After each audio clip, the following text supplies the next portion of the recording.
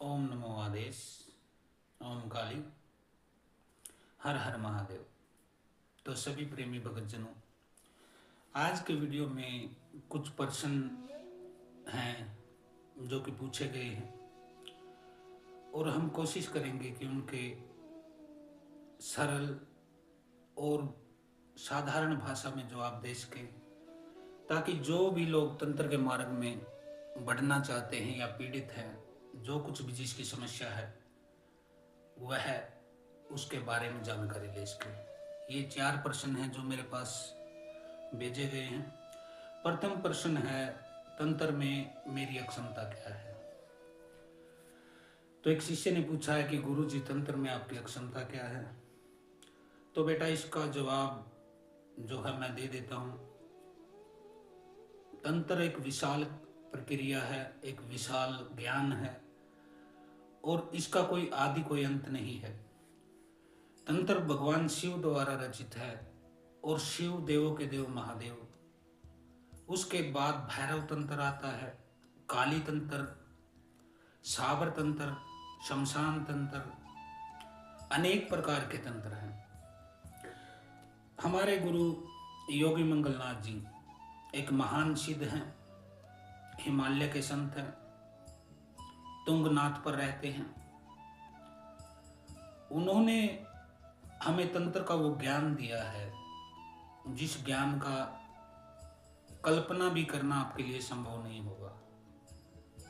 एक आम आदमी के लिए तो छोड़िए, जो भगताई करते हैं, जो चौकीदार वगैरह चलाते हैं, कहीं बैठक लगाते हैं, किसी देवी देवता की वीर की सिद्धि करके पूछा देते हैं या इलाज करते हैं, मैं उन लोगों के लिए कह रहा हूं, वो भी कल्पना नहीं कर सकते कि हमारी अक्षमता क्या है। दूसरा प्रश्न है, गुरुजी आपके पास क्या सिद्धि है। देखिए, जहां तक मेरी बात है, मेरे लिए सिद्धि नाम का कोई शब्द नहीं है। देवी काली हैं, मैं उनसे भी कार्य कराता हूँ। माता मसाणी हैं, उनसे भी कार्य कराता हूँ। गुरु गोरखनाथ, जाहरवीर बाबा, कई प्रकार के पीर, कई प्रकार के मसाण, माता दूतनी, माता चौगानन, माता शीतला, अक्षेत्रपाल, कुल देवी, ये सभी लोग जो हैं, मैं इन सब से कार्य कराता हूँ। लेकिन आपके लिए यह सिद्धि शब्द हो सकता है कि काली की सिद्धि है, गुरु गोरखनाथ की सिद्धि है, माता मसाणी की, मदानन की सिद्धि है। हमारे गुरु योगी मंगलनाथ जी ने जब हमें इन शक्तियों से जोड़ा, कनेक्ट किया, हमारा एकीकरण किया था, तब उन्होंने बोला था, बेटा कभी भी देवी काली को, देवी मसाणी को, इनको सिद्धि के रूप में मत सोचना या फिर इनको सिद्धि के रूप में मत लेना। कभी भी इनको शक्ति नहीं मानना, इनको जब भी मानो माँ मानना। तो मेरे लिए देवी काली माँ है, माता मसाणी माँ है, माता शीतला भी माता है, कुल देवी जो है त्रिपुर सुंदरी वो भी माता है। तो मेरे लिए तो ये सिद्धियाँ नहीं हैं, शक्तियाँ हैं। बाकी आपके लिए यह सिद्धियाँ हो सकती हैं। तो 2 प्रश्न ये थे। तीसरा प्रश्न है, क्या मैं किसी के ऊपर तंत्र कर सकता हूँ। कल ही मेरे पास एक सज्जन का फोन आया था गुजरात से।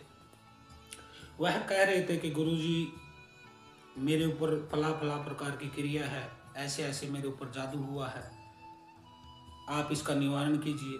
तो मैंने कहा बिल्कुल कर देंगे, हो जाएगा, गारंटीड। फिर उन्होंने कहा कि जिसने मेरे ऊपर यह तंत्र कराया है, क्या आप उसके ऊपर तंत्र कर सकते हैं। अब मैंने उसको बड़े ही सरल भाषा में, हिंदी भाषा में बताया कि बेटा, मैं, यदि मुझे आप 1000 बार अच्छा काम करने के लिए बोलेंगे, मैं 1000 बार अच्छा कार्य करूंगा। लेकिन यदि आप एक बार भी मुझे बुरा करने के लिए बोलेंगे तो फिर मुझे क्षमा कीजिए, मैं नहीं कर पाऊंगा। हमारे गुरु ने हमें यह सिखाया ही नहीं किसी का बुरा करें। दूसरी बात, जिस ज्ञान को हमने प्राप्त किया है, जिस ऊर्जा को हमने प्राप्त किया है, अपने चेतना के स्तर तक जब हम पहुंचे हैं, हमने देखा है कि इस धरती पर, इस सृष्टि में प्रेम ही परमात्मा है, प्रेम ही शक्ति है और प्रेम ही आनंद है। यह भाव उत्पन्न हो जाने के पश्चात आपको हर किसी से प्रेम हो जाता है, चाहे वह जाना है, अनजाना है, आपके आसपास का है। आपके मन में किसी के प्रति द्वेष, कोई घृणा का भाव नहीं रहता है, कोई नफरत का भाव नहीं रहता है। तो मैंने उसे यही बोला कि आप मेरे पास आए हैं, आप चाहे मुझे अपना कस्टमर, आप मेरे कस्टमर हैं, कोई मरीज हैं, कोई दुखी हैं, पीड़ित हैं, भगत हैं, आप कुछ भी हैं, जितना प्रेम मुझे आपके ऊपर आ रहा है, इतना ही प्रेम मुझे उसके ऊपर आ रहा है जिसने आपके ऊपर तंत्र कराया है। क्योंकि मेरे लिए अब एक ही रास्ता है, एक ही मार्ग है, प्रेम का मार्ग। जितने आप मेरे बच्चे हो, वह भी मेरा बच्चा है। अब वह व्यक्ति कहने लगा कि गुरुजी, वह भी तो मेरे ऊपर करता है, वह भी तो गलत कर रहा है। तो मैंने उसे कहा, बेटा देख, वह तेरे ऊपर कर रहा है, उसके दो कारण हो सकते हैं। प्रथम तो आप उसकी किसी कामना में बाधा डाल रहे हैं, चाहे उसकी जो भी कामना हो आपके प्रति, आपके पैसे के प्रति हो, शरीर के प्रति हो, प्रॉपर्टी के प्रति हो, या फिर आप बिजनेस पार्टनर हो कि वो आपसे आगे निकलना चाहता है, यह उसका लालच हो सकता है। और जैसा वह करेगा, कर्म करेगा, वैसा उसे भोगना भी पड़ेगा।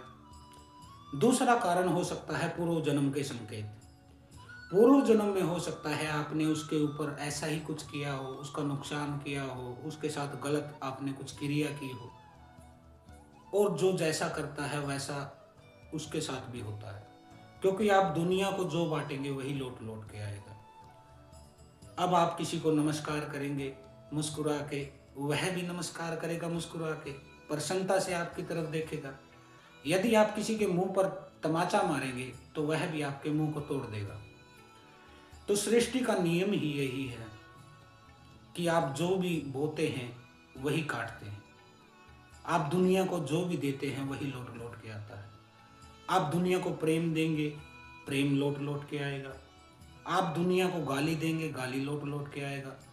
क्योंकि आप किसी को गाली देंगे, अब वो आपकी आरती तो उतारेगा नहीं, वो भी आपको गाली देगा। आप किसी को मारेंगे, हिंसा करेंगे, मारपीट करेंगे, किसी का नुकसान करेंगे, तो वह भी यही करने के लिए आपके साथ आतुर रहेगा। यदि आप किसी के प्रति षड्यंत्र करेंगे तो वह भी आपके प्रति षड्यंत्र ही करेगा। ऐसा तो नहीं है कि आप उसकी जड़ों को काट रहे हैं और वो आपके पेड़ में पानी डालेगा, नहीं, वह भी जड़ें ही काटता है। अब उसने कहा कि चलो ये तो ठीक है, अब वह व्यक्ति मेरे ऊपर कर रहा है, आप मुझे बता दीजिए, मैं उसके ऊपर कर दूंगा। मैंने कहा, बेटा तुम कैसे कर दोगे, तुम्हारे भीतर इतनी अक्षमता कहाँ है। मान लीजिए मैंने आपको रास्ता भी बता दिया, कोई क्रिया भी बता दी, यदि आपसे गलती हो गई तो शक्तियाँ बकसती नहीं है। अब मान लीजिए मैं माता मसाणी की ही कोई क्रिया बता दूं कि ये कर दो, किसी मसाण की क्रिया बता दूं कि ये कर दो, यदि तुमसे उस कार्य को करने में कोई गलती हो गई, क्योंकि मैं तो इस कार्य में आपका साथ दूंगा नहीं, ये तो समझना मत कि गुरु का तपबल आपकी मदद करेगा, मैं नहीं करूंगा 1% भी मदद आपकी। आपसे यदि कोई गलती हो जाती है तो वह शक्ति आपका वो हाल करेगी, वो हाल करेगी, वो हाल करेगी कि आप 7 पीढ़ी तक किसी के ऊपर तंत्र कराने की सोचोगे नहीं।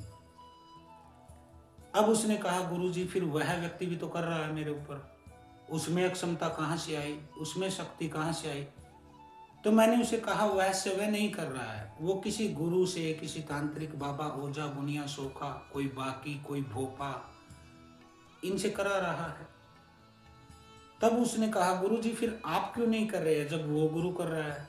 तो मैंने कहा, बेटा देख, मुझे एक तो नफरत के बीज नहीं बोने जीवन में, कभी भी नहीं बोना। यदि मेरा किसी ने बुरा भी किया था तो मैंने एक्सपेक्ट कर लिया था कि हाँ भाई तूने मेरा बुरा किया, चल अब जा, छुट्टी कर, मेरे को न तेरे से बदला लेना है, न तेरे से कोई घृणा है, न नफरत है। तूने जो किया ठीक किया, परमात्मा ने तुझसे कराया होगा भाई, मुझे तेरा कोई कर्ज चुकाना होगा, या मैंने तुझे कोई पीड़ा दी होगी जिसका तू आज बदला ले रहा है मेरे से।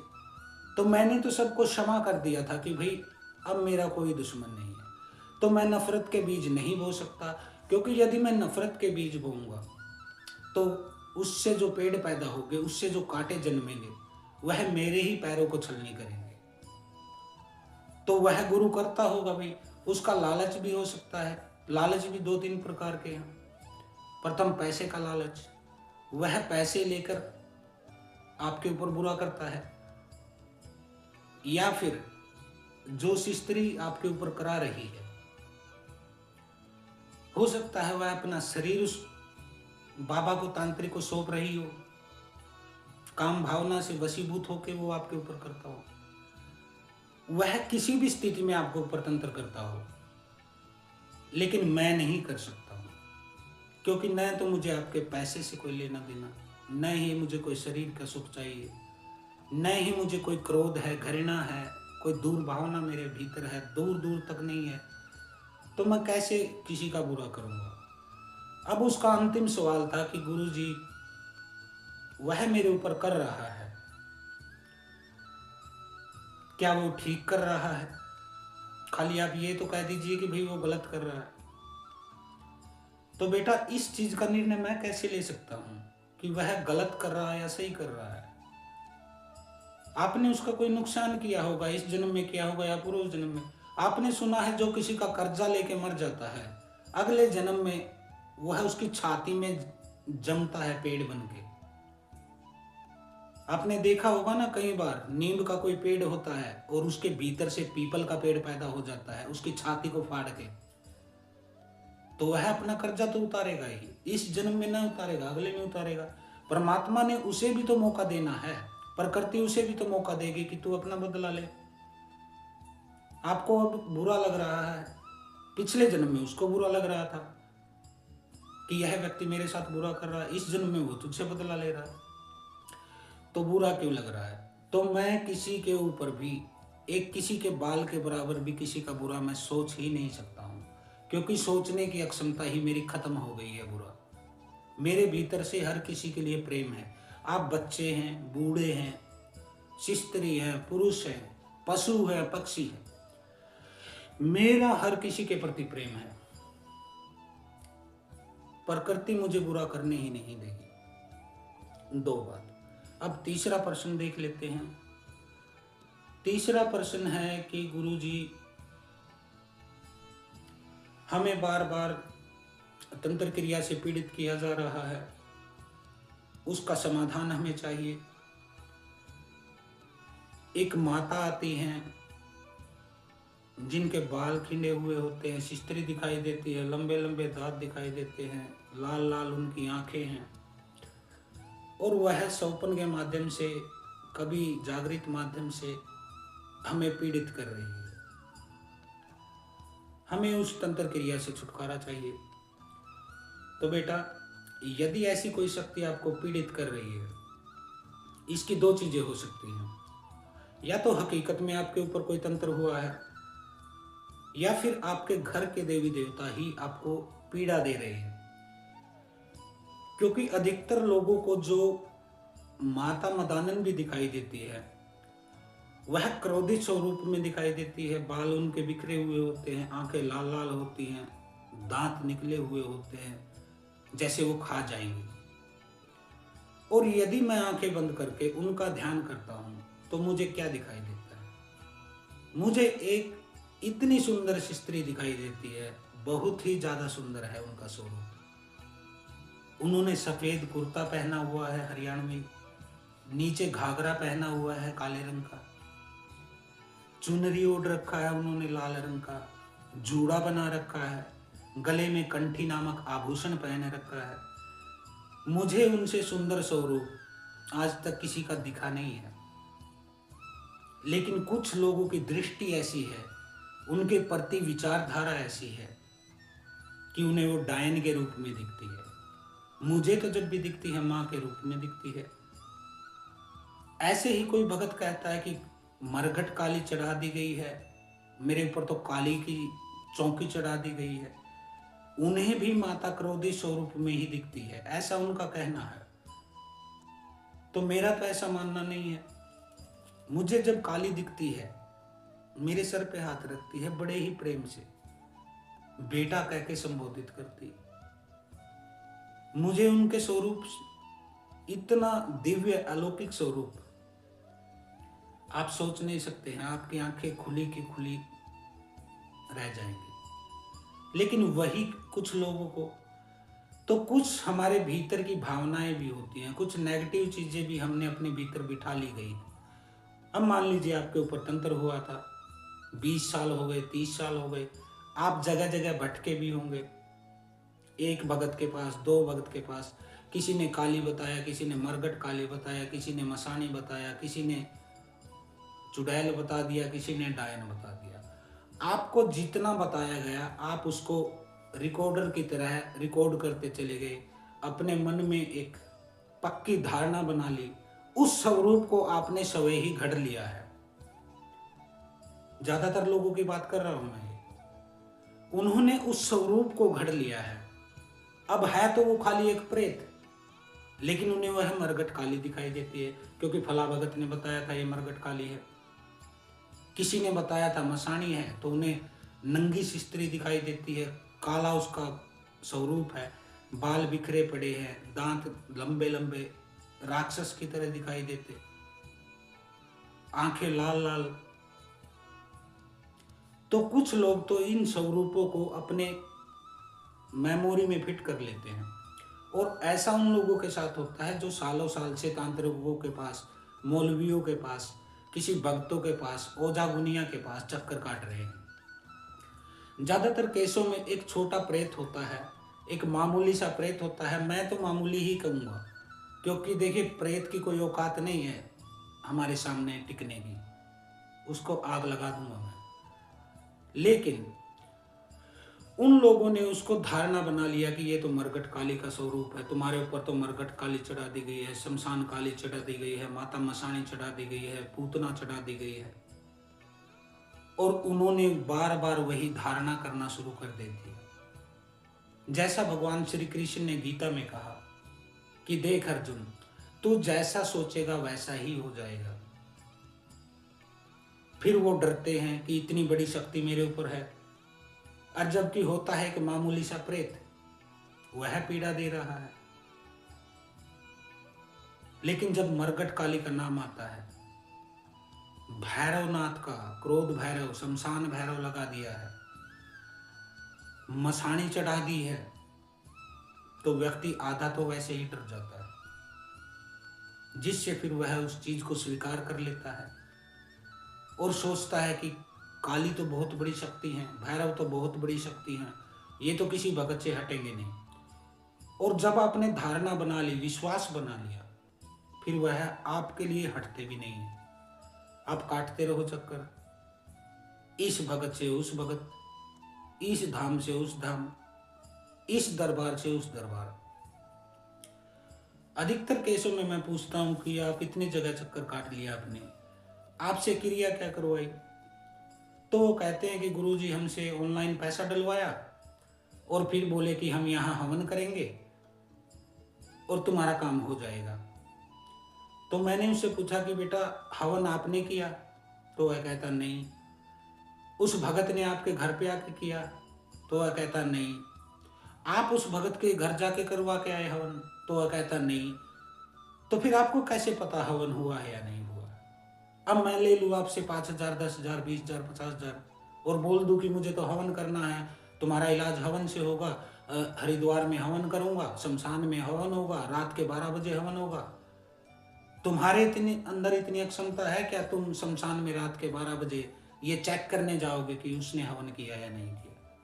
क्योंकि शमशान का नाम सुनते ही पेशाब निकल जाता है व्यक्तियों का। तो आपने कुछ चेक नहीं किया, फिर आप कहते हैं कि गुरुजी हम ठीक नहीं हो पाए। आप रोटी तोड़ के खाएंगे, तोड़ना पड़ेगा, फिर खाना पड़ेगा, चबाना पड़ेगा, तभी तो आपके पेट में जाएगा, और जब आपके पेट में जाएगा तभी पेट भरेगा। जो लोग मेरे पास आते हैं कि हमसे कोई क्रिया नहीं करवाई भगत ने, या तो उसने हवन करने का नाम लेके पैसे ले लिए, या फिर कोई गंडा डोरा ताबीज, कोई कुत्ते वाला पट्टा गले में डाल दिया कि इसे पहनो तुम्हें आराम हो जाएगा, या किसी ने कोई छोटा मोटा चीज घुमा दिया और आपको घर भेज दिया, तो आपका इलाज होगा कहाँ से?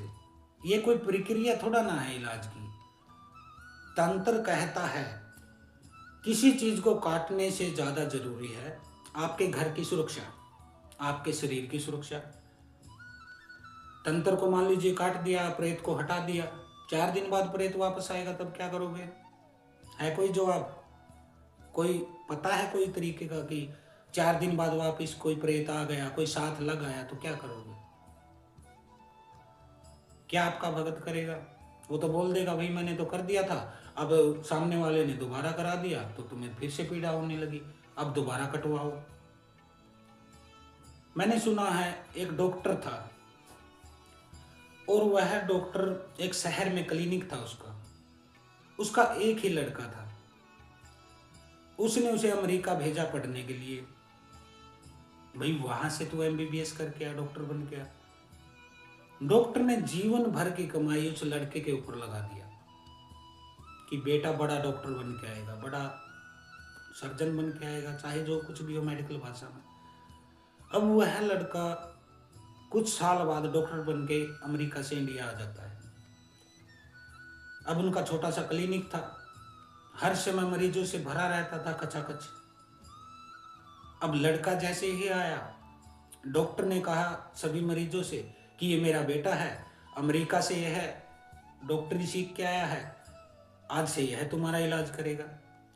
और उस बेटे से कहा, उस बुजुर्ग ने, उसके पिता ने, कि बेटा देख मैंने जीवन भर तक काम किया है, अपना क्लिनिक चलाया है, लोगों को दवाइयाँ दी है, मैंने अपने जीवन को एक दीपक की तरह जला दिया है तुम्हारे लिए, ताकि तुम बड़े डॉक्टर बन जाओ। भाई मैं तो छोटा डॉक्टर था, मैंने जीवन में कभी शांति का सांस नहीं लिया, कभी सुख नहीं भोगा, कभी आनंद नहीं भोगा, मैं कहीं घूमने नहीं गया हूँ। अब तू आ गया है, अब मैं जा रहा हूँ 15 दिन के लिए हरिद्वार, गंगा स्नान करूंगा, ऋषिकेश जाऊंगा, अनेक तीर्थों की यात्रा करूंगा, तो 15 दिन की मुझे छुट्टी दे दे, तू संभाल क्लिनिक। अब डॉक्टर चला गया घूमने के लिए, तीर्थ यात्रा के लिए गया। अब वह लड़का 15 दिन तक उस क्लिनिक पर बैठा, क्लिनिक को संभाला उसने। 15 दिन पश्चात उसका पिता जब आता है तो वह देखता है कि क्लिनिक खाली पड़ा है, वहां कोई मरीज नहीं है, मक्खियां भिनक रही है। उसका लड़का अकेला बैठा कुर्सी पे फोन को चला रहा है, क्योंकि फोन चलाना अनिवार्य है आज के जीवन में, तो फोन बिना तो आप सांस भी नहीं ले सकते हैं। अब उस डॉक्टर ने कहा कि मरीज कहाँ है? तो वो लड़का बड़े ही गौरव से खड़ा हुआ, बहुत ही उसके भीतर एक भाव था कि मैं बड़ा डॉक्टर था।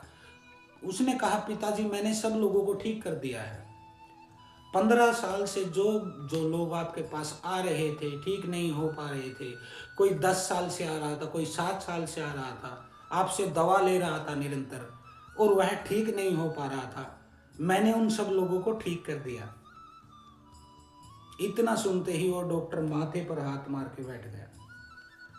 उसने कहा अबे मूर्ख, तुझे मैंने अमेरिका भेजा था पढ़ाई के लिए, शिक्षा के लिए, डॉक्टरी तो तू सीख आया, लेकिन तेरे अंदर बुद्धि 1% भी नहीं है। तू क्या सोचता है उन लोगों को 15 साल से 10 साल से मैं ठीक नहीं कर सकता था? मैं कर सकता था, साथ के साथ ठीक कर सकता था, लेकिन अगर मैं उनको उस समय ठीक कर देता तो तुम्हारी पढ़ाई का खर्चा कहां से निकलता, कहां से फीस लाते तुम? तो ये वाली स्थिति है आपके भक्तों की, गुरु की, तांत्रिकों की, गुनिया, ओझा, सोका, भाकी, भोपा।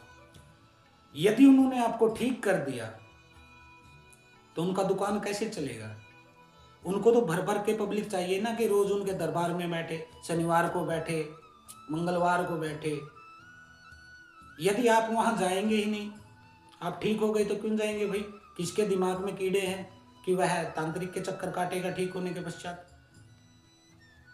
तो यह उस डॉक्टर के लड़के की कहानी है।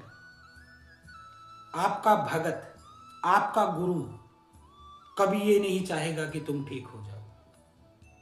हमें हमारे गुरु योगी मंगलनाथ जी ने समझाया, बेटा देख, जो तेरे पास आए उसको ठीक करके और उसे हाथ जोड़ लेना कि बेटा अब मेरे पास दोबारा चक्कर मत काटना।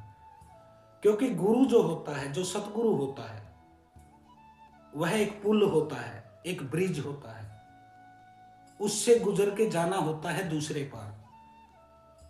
तुमने देखा है कि कोई पुल पर भी कभी घर बनाता है? यदि तुम्हारा गुरु कहे कि इस पुल पर ही घर बना लो, यानी कि बैठ जाओ मेरे चरणों में, भी हमें तो गुरु मिल गए, अब जब ठीक होंगे तब होंगे, देखा जाएगा, हम तो गुरु की शरण में आ गए, अब हम छोड़ेंगे नहीं गुरु के पैर। तुम ना तो मैं ऐसा कह सकता हूं, न ही मेरे गुरु ने मुझे ऐसा सिखाया है। मेरे गुरु ने मुझे बताया है गुरु का मतलब क्या होता है। गुरु का असली मकसद होता है, तुम्हें धक्के देता है गुरु कि आगे बढ़ो, यहीं पुल पर घर मत बना लेना। ऐसा ही बुद्ध ने कहा है। बुद्ध ने भी कहा है कि यदि मैं दोबारा कभी रास्ते में तुम्हें मिल जाऊं तो एक तलवार उठा के मेरे 2 टुकड़े कर देना, क्योंकि तुम्हारी मंजिल मैं नहीं हूं, तुम्हारी मंजिल परमात्मा है।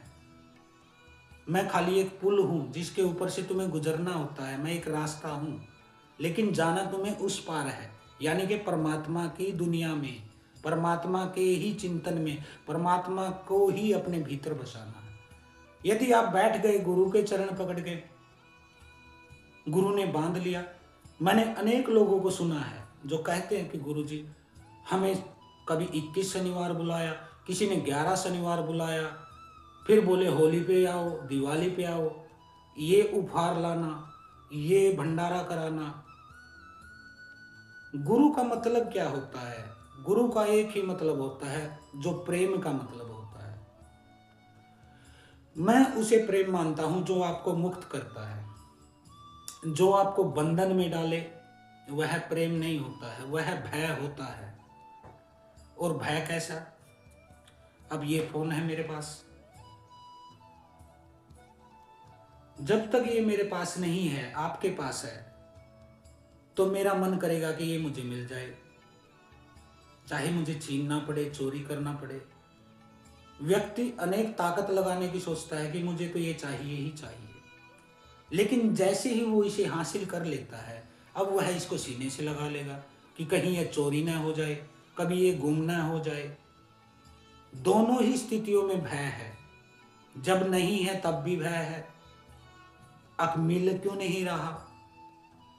एक लोभ है भीतर और एक इच्छा है भीतर की दूसरे के पास क्यों है, मेरे पास होना चाहिए। और जब खुद के पास आ जाता है तब ये भय होता है कि कहीं मैं इसे खो ही नहीं दूं। ऐसा ही प्रेम का रिश्ता लोग समझते हैं कि प्रेम मैं करता हूं किसी से, हद से भी ज्यादा प्रेम करता हूं। लेकिन मैं कहता हूं प्रेम आपको बांधेगा नहीं, प्रेम आपको मुक्त करेगा। आपके ऊपर इतना विश्वास, आपके ऊपर इतना सम्मान वह टिकाएगा, कम से कम इतना तो विश्वास रखेगा कि आप कहीं भी जाओ, कुछ भी करो, उसे लगेगा कि आप मेरे ही हैं, यानी कि आप सेफ हैं, मैं खोऊंगा नहीं आपको। और यदि यह भावना है, जैसे आजकल है पति को पत्नी के ऊपर, पत्नी को पति के ऊपर, माता पिता को बच्चों के ऊपर, वो हर समय उनको मुट्ठी में रखने की कोशिश करते हैं, खुद में ही व्यस्त रखने की कोशिश करते हैं, क्योंकि उनके भीतर भय होता है कि कहीं मैं इसे खो न दूं। वह प्रेम नहीं है। उसी तरह गुरु का अर्थ होता है प्रेम। गुरु आपको मुक्त करेगा कि बेटा ये समस्या थी, ये साफ हो गई, अब तू जिंदगी में मौज कर, अब दोबारा मत चक्कर काटना किसी गुरु के पास, किसी तांत्रिक के पास, किसी बाबा के पास। काहे काटना चक्कर? गुरु का अर्थ मेरे शब्दों में तो यही है, वह आपको मुक्त करेगा, इस संसार की समस्याओं से भी मुक्त कर देगा। और यदि सही गुरु है, सतगुरु है, तो वह आपको जीवन की भौतिक समस्याओं से हटा के पैरालौकिक जो अगला लोक है, आपकी अगली यात्रा है, आपकी अगली मंजिल है, उसके भी मार्ग को सुदृढ़ करता है। तो यह होता है। अभी मेरे पास 2 दिन पहले एक कॉल आया था एक लड़के का, उसने कहा था कि गुरुजी, मैं किसी लड़की से बहुत ज़्यादा प्रेम करता हूँ, हमारी शादी नहीं हो रही है, हमारा 7 साल का प्रेम है। तो मैंने उससे कहा, बेटा क्या वो लड़की तुम्हारी जाति की है? तो उसने कहा नहीं। तो मैंने कहा फिर जाति की नहीं है तो फिर तुम्हारी शादी कैसे होगी? तुम्हारे माता पिता तैयार नहीं होंगे कभी भी दूसरी शादी कर, दूसरी जाति में। न ही उस लड़की के माता पिता तैयार होंगे, न ही तुम्हारे कुल देवी पितर तैयार होंगे, इसमें मैं क्या कर सकता हूँ? तो उसने कहा, गुरुजी आप उस लड़की का वशीकरण कर दीजिए ताकि वह मेरे साथ शादी कर ले। तो मैंने कहा, बेटा एक बात बता, वो लड़की मेरी दुश्मन थोड़ा ना है, या उसकी फैमिली मेरा दुश्मन है। कल को वह मान लीजिए भागकर शादी भी कर लेगी, उसके माता पिता सोचेंगे कि हमारी तो नाक कटा दी इसने, वो आप लोगों को मारने की कोशिश करेंगे, अलग करने की कोशिश करेंगे। माता पिता की पगड़ी है, उनका सम्मान है, आप ठोकर में उसको। तो उस लड़के ने कहा, नहीं 7 साल से हमारा प्रेम चल रहा था। अब मैंने कहा, भाई 7 साल से तो बहुत लंबा प्रेम चल रहा था, तुम्हारी एज कितना है बेटा? उसने कहा 22 साल। और मैंने कहा उस लड़की की? उसने कहा 18 साल। अब 22 में से 7 घटाइएगा तो कितना बचा? 15 साल। यानी कि वो जब 15 साल का था, और वो लड़की कितना? 18 में से 7 घटाइए, 11 साल। ये बच्चे हैं, ये चूजे हैं मुर्गी के।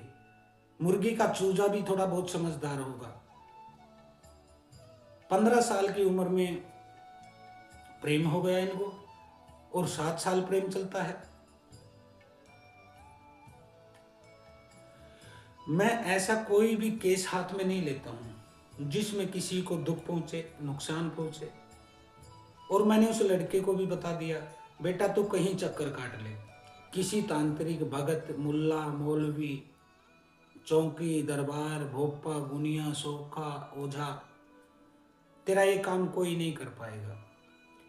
कोई 5,000 लेगा, कोई 11,000 लेगा, कोई 20,000 लेगा, 1-2 लाख रुपए लगा के फिर तू समझ जाएगा जो मैं कहना चाहता हूं।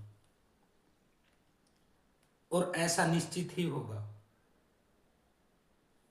क्योंकि आपके कुल देवी और पितर और उस लड़की के कुल देवी पितर इस काम में कभी भी उस भगत का, तांत्रिक का साथ नहीं देंगे। कुल देवी पितर होते हैं आपके ही माता पिता, आपके ही पूर्वज।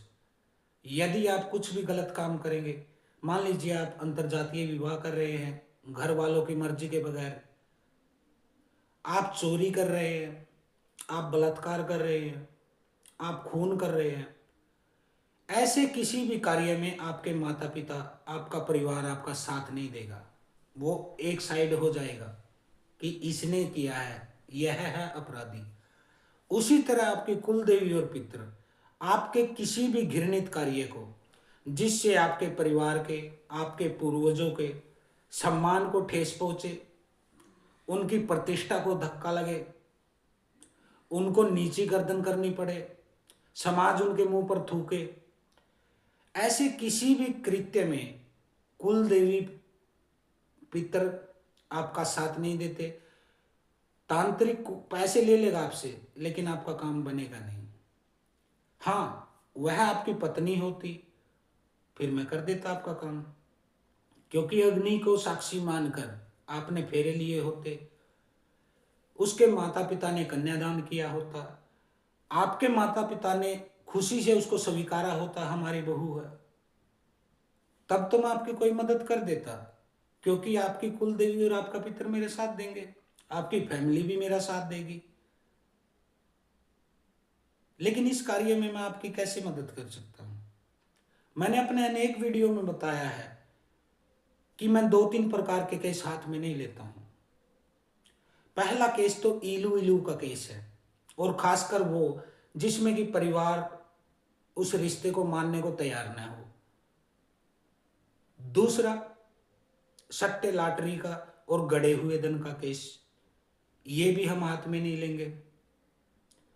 तो इन 2-3 चीजों के लिए तो आप न हमें कॉल करें, न हमें मैसेज करें, कोई भी जरूरत नहीं है। और न ही हम ऐसे काम करेंगे। हम जिस पद पर हैं, जिस चेतना के शिखर को हमने छुआ है, उस स्थिति पर जाने पर आप किसी का बुरा कर ही नहीं पाते हैं। आप जो करते हैं वह पुण्य होता है।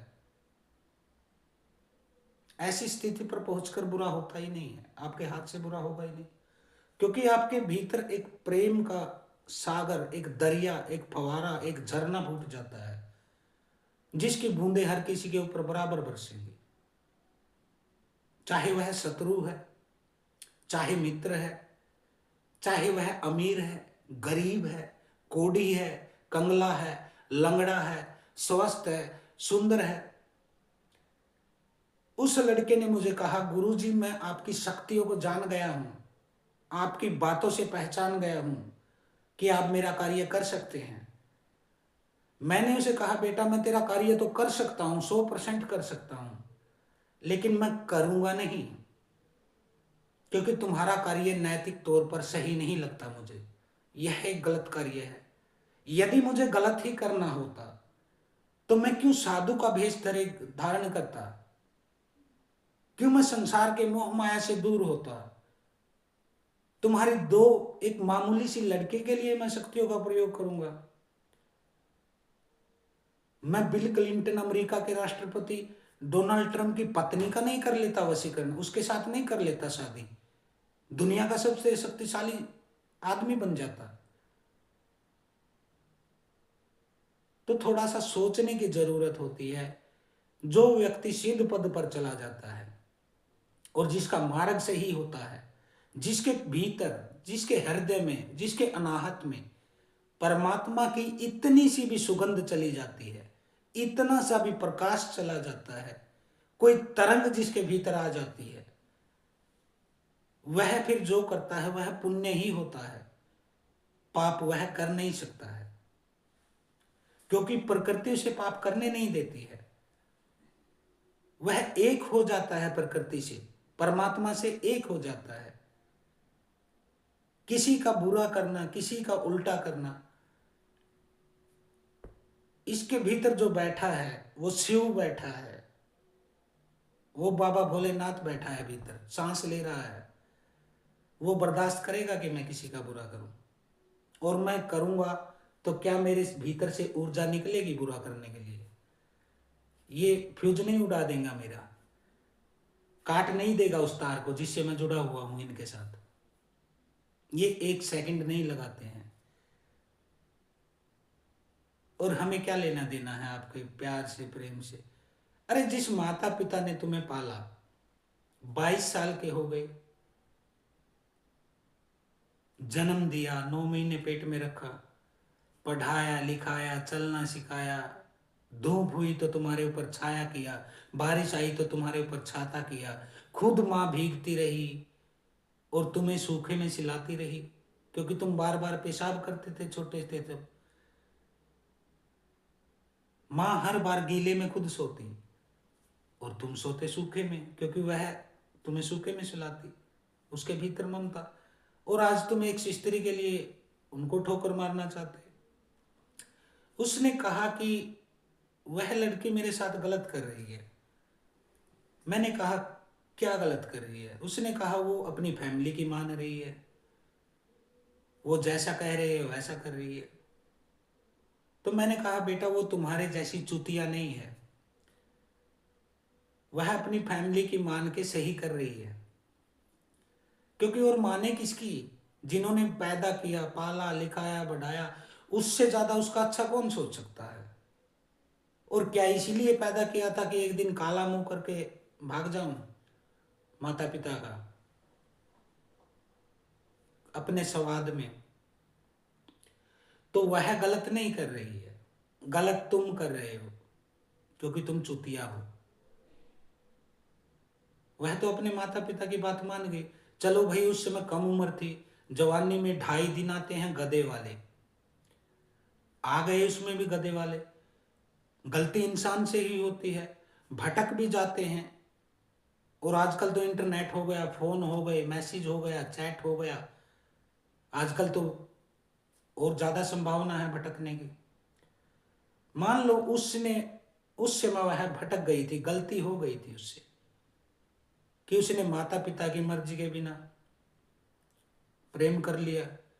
अब भाई गलती तो हर किसी से होती है, लेकिन असली उसे ही मानते हैं हम जो अपनी गलती को स्वीकार कर ले, एक्सपेक्ट करे और प्रायश्चित करे उसका, कि भैया चलो हो गया था गलती, सबसे हो जाता, लेकिन अब मैं अपनी गलती की क्षमा मांगती हूं।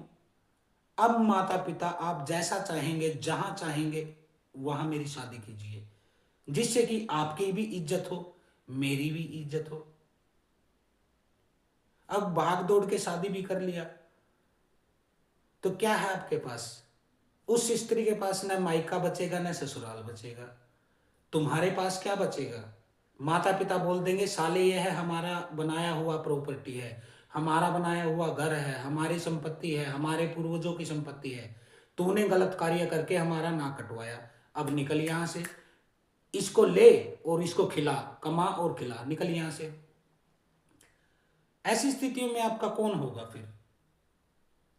आपने करियर अभी बनाया नहीं, रोटी भी माँ बाप के पैसे से खा रहे हैं, उनके पैसे से पढ़ रहे हैं, कपड़े भी प्रेस करके माँ देती है, जूतों को पॉलिश भी करके देते घर वाले ताकि तुझे कॉलेज में जाना है,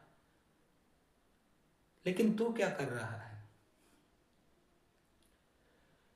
तो इलू इलू के केस वाले, गड़ाधन सट्टा लॉटरी वाले और किसी के ऊपर तंत्र करवाने वाले, ये 3 लोग कृपा करके हमारे पास कॉल न करे, न करे, न करे, न करे।